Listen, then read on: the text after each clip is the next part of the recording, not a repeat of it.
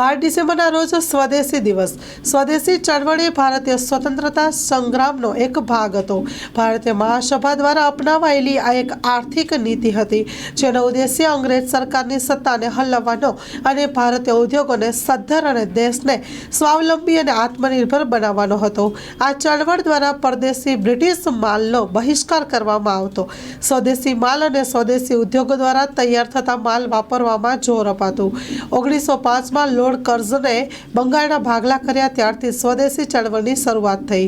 આ ચળવળ 1908 સુધી ચાલી. ગાંધીજી પૂર્વે કાળની આ સૌથી સફળ ચળવળ હતી. અરબિંદો ઘોષ, લોકમાન્ય ટિળક, બિપિનચંદ્ર પાલ અને લાલા લજપતરાય પ્રમુખ ઘડવૈયા હતા. નીતિ તરીકે સ્વદેશી એ ગાંધીજીની પ્રમુખ નીતિ હતી. તેના મતે સ્વદેશી અને સ્વરાજ્યની આત્મા પણ હતી.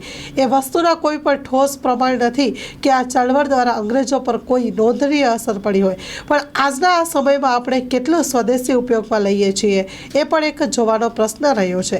મોબાઈલ ફોનથી લઈને કપડાં, ગાડી અને જમવાનું પણ સ્વદેશી ઉપયોગમાં લઈએ છીએ ખરા? ના, આપણે તમામ વસ્તુ તહેવારો ઉપર પણ વિદેશીને અપનાવીએ છીએ. બાળકોના રમકડાથી લઈને તહેવાર સમયે દીવા, રોશની, તોરણિયા જેવી અનેક વસ્તુઓ આપણે વિદેશી વાપરતા થઈ ગયા છીએ જે સ્વદેશમાં છે જ. ત્યારે આજના સમયે સ્વદેશ દિવસ તરીકે ઉજવવામાં આવે છે ત્યારે આપણે પણ એક નિયમ લઈને સ્વદેશી વસ્તુઓ અપનાવવી જોઈએ.